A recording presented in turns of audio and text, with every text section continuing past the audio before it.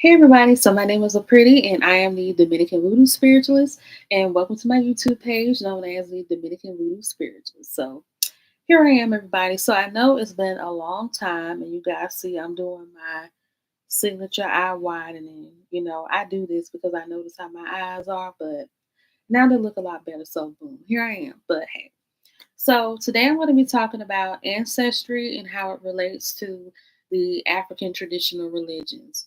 So this has been a big topic that people have been talking about mainly on social media and mainly on TikTok. So the issue has been, or like the big conversation that's been going on about African traditional religions is mainly if you could be a non-African blooded or a non-melanated person and practice the African traditional religions. And I'm here to tell you that yes, you can. And I'm going to break it down. So, when I say African traditional religions, these are traditions that originated in continents in Africa. And the religions that I'm going to mention will be the religions that have origins in the countries of Benin, which is in Africa, and the country of Nigeria, which is in Africa.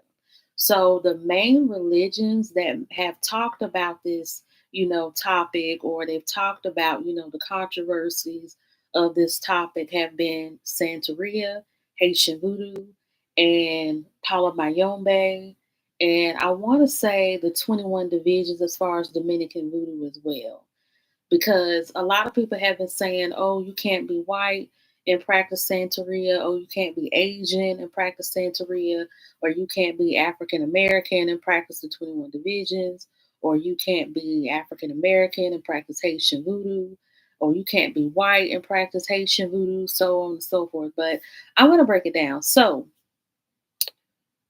when it comes to the African traditional religions, a lot of them did originate in the African countries of Benin and Nigeria.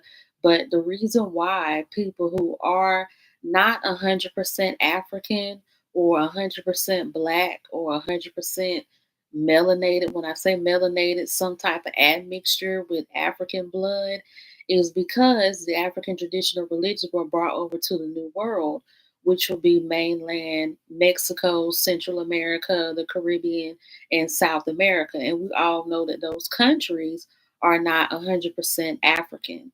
And at the time during slavery, when they were brought over during the trans African slave trade, in the islands, mainly in the Caribbean and in Mexico and in Central America and South America, the inhabitants that were there were the Native Americans or the indigenous. And of course, you had, the Spaniards or the British or the French. And with those two groups being there, they started mixing, and, the indigenous practices started to mingle in with the European practices. And then when the Africans were brought over, they brought over the African traditional religions. And even though slavery was a thing in Mexico, Central America, South America, and the Caribbean, they did blend the cultures that were there. And that's why now you have people who are descendants of Africans who may not be 100% African practicing Santeria, the 21 divisions, Haitian voodoo, Candomblé, and Palamayombe, and so on and so forth. It's because of the mixture that was created during the formation of these countries when the conquistadors or when the settlers came and, made money, conquered and, made the islands or the countries what we know them as today. And I want to say, I understand like why this is such a controversial topic or why there's so much animosity or why there's so much like, uneasiness about these topics is because of history and because of, racism and colorism and the things that have gone on with that. So I'm going to start off with Santeria.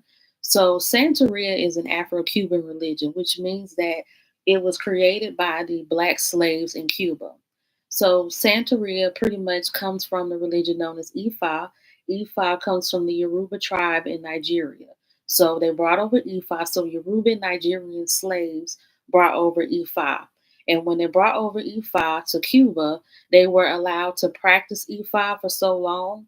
But once the Spaniards or the conquistadors saw how the slaves started to become profitable, or they started to become successful, or they started to become progressive, practicing Ifa, then they said, okay, you can't practice this anymore. Now you had to be Catholic.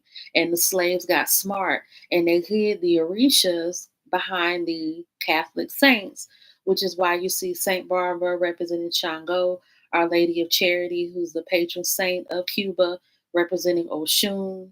You have Our Lady of Candelaria, who is the representative of Oya, and that's why you have Saint Anthony of Padua or Neo de Atocha, who represents, well, not Saint Anthony of Padua, but more so Neo de Atocha, representing Ilegua, and Jesus represents Obatala. And it's mainly because they could not practice their religion openly anymore because it became against the law. And so that's why you see the syncretism, the mixture, or like the Catholicism and Ifa be parallel with each other in Santeria is because of history and slavery.